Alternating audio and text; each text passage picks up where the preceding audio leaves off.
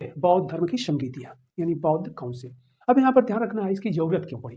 तो बौद्ध समितियों की ज़रूरत इसलिए पड़ी कि महात्मा गौतम बुद्ध के जीवन काल में महात्मा गौतम बुद्ध जो भी नियम बनाए थे बौद्ध धर्म से संबंधित, जो भी उपदेश दिए थे और जो भी उन्होंने प्रिंसिपल तैयार किया था, वह किसी भी चीज़ का संकलन नहीं किया गया था, यानी लिपिबद्ध नहीं किया गया था, यानी ग्रंथ लिखा नहीं गया था, यानी कोई लिटरेचर उन्होंने तैयार नहीं करवाया था।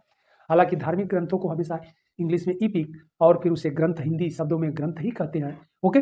तो लिटरेचर या साहित्य नहीं बोलते हैं, लेकिन फिर भी आम भाषा में समझने के लिए हम लोग लिटरेचर बोल सकते हैं। लेकिन लिखने में आप लोगों को मुख्य परीक्षा में लिखने के लिए बौद्ध धर्म ग्रंथ ही शब्द प्रयोग करिएगा, ओके? आगे बढ़ते हैं हम लोग। तो बौद्ध समितियाँ, तो महात्मा गौतम बुद्ध की जब मृत्यु हो गई, तो उनके शिष्यों ने क्या किया कि बौद्ध धर्म का प्रचार प्रसार कैसे हो?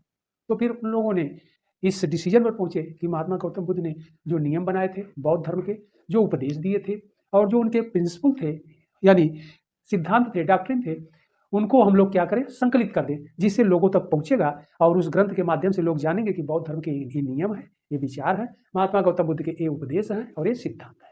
तो इसी कार्य को करने के लिए महात्मा गौतम बुद्ध की मृत्यु, जैसे कि हम लोगों ने पढ़ा कि 483 ईसा पूर्व में हो गई। तो 483 ईसा पूर्व में हो गई, उसी वर्ष फर्स्ट यानी प्रथम बौद्ध काउंसिल यानी प्रथम बौद्ध संगीति, हिंदी में संगीति कहते हैं, सभा भी आप कह सकते हैं, कोई दिक्कत नहीं है। बौद्ध बुकों में सभा भी लिखा रहता है, प्रथम बौद्ध सभा, सभा या महासभा भी, लेकिन संगीति शब्द ज़्यादा पॉपुलर है, इंग्लिश में काउंसिल। तो यह प्रथम बौद्ध संगीति जो थी वह बुलाई गई, और कहाँ पर, स्थान क्या है, यहाँ पर राजगिरी यानी मगध, ओके? मगध की राजधानी राजगिरी थी, राजगिरी में बुलाई गई और हुआ कहाँ, सप्तपर्णी गुफा में। टाइम क्या था, समय क्या था, 483 ईसा पूर्व, यानी महात्मा गौतम बुद्ध की जब मृत्यु हुई उसी वर्ष। तो प्रथम बौद्ध संगीति का टाइम यानी समय 483 ईसा पूर्व, प्लेस यानी स्थान राजगिरी सप्तपर्णी गुफा। इसके बाद प्रेसिडेंट जो संगीति थी सभा थी, इसके अध्यक्ष कौन थे, प्रेसिडेंट कौन थे, चीफ कौन थे, प्रमुख कौन थे? तो महाकश्यप थे। तो महाकश्यप इसके प्रमुख थे, चीफ थे, आपसे एग्जाम में पूछा जाता है। और फिर उस समय शासक कौन थे? तो अजातशत्रु थे।